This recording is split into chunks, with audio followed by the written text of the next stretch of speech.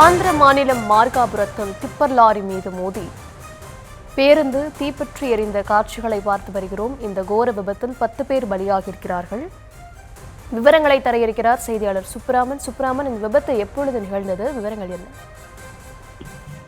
ரஷ்மி வணக்கம். ஆந்திர மாநிலத்தில் tipper லாரியும் Volvo சொகுசு பேருந்தும் நேருக்கு நேர் மோதி தீப்பற்றி எரிந்த விபத்தில் 10 பயணிகள் பலியாகி இருக்கிறார்கள். மேலும் பலர் படுகாயமடைந்திருக்கிறார்கள். குறிப்பாக தனியார் சொகுசு பேருந்து ஒன்று நேற்று இரவு ஹைதராபாத்திலிருந்து 40 பயணிகளுடன் ஆந்திர மாநிலம் பாமூர் சென்று கொண்டிருந்தது.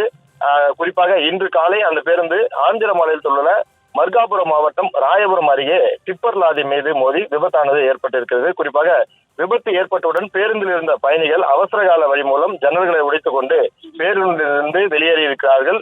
இந்த நிலையில் பலர் வெளியேறினாலும் கூட பேருந்து உள்ளே இருந்த 10க்கும் மேற்பட்டோர், அதாவது 10 நபர்கள் அந்த தீயில் கருகி பலியாகி இருக்கிறார்கள்.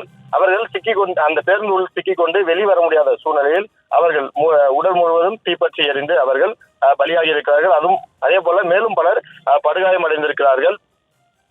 இந்த சம்பவம் குறித்து தகவல் அறிந்து உடனடியாக அந்த சம்பவ இடத்திற்கு வந்த மர்காபுரம் மாவட்டத்தைச் சேர்ந்த போலீசார், தீயணைப்பு படையினர் ஆகியோருடைய உதவியுடன் அந்த தீயை கட்டுக்குள் கொண்டு வந்திருக்கிறார்கள்.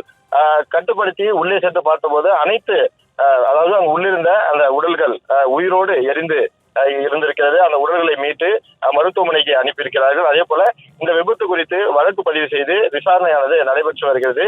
நேற்று இரவு ஹைதராபாத்திலிருந்து ஆந்திர மாநிலம் மர்காபுரம் மாவட்டத்திற்கு சென்று கொண்டிருந்த சொகுசு பேருந்தும் டிப்பர் லாரியும் மோதி விபத்துக்குள்ளாகி 10 பயணிகள் உயிரிழந்திருப்பது அந்த பகுதியில் ஒரு அதிர்ச்சியை உள்ளாகி இருக்கிறது. குறிப்பாக இந்த சம்பவம் குறித்து அந்த பகுதியில் இருக்கக்கூடிய CCTV கேமரா உள்ளிட்டவற்றை ஆய்வு செய்யக்கூடிய பணிகளிலும் போலீசார் ஈடுபட்டிருக்கிறார்கள். அதே போல இந்த விபத்து குறித்து என்ன நடந்தது என்பது குறித்தான வழக்கு முதலில் பதிவு செய்திருக்கிறார்கள். அது குறித்தும் விசாரணையானது தற்போது தொடர்ந்து நடைபெற்று வருகிறது. அந்த 10 பேருடைய உடலும் மருத்துவமனைக்கு கொண்டு செல்லப்பட்டிருக்கிறது. அதே போல படுகாயமடைந்தவர்களும் மருத்துவமனைக்கு அழைத்து சென்று அவர்களுக்கும் மேற்சிகிச்சையானது தரப்பட்டு வருகிறது. விவரங்களுக்கு நன்றி.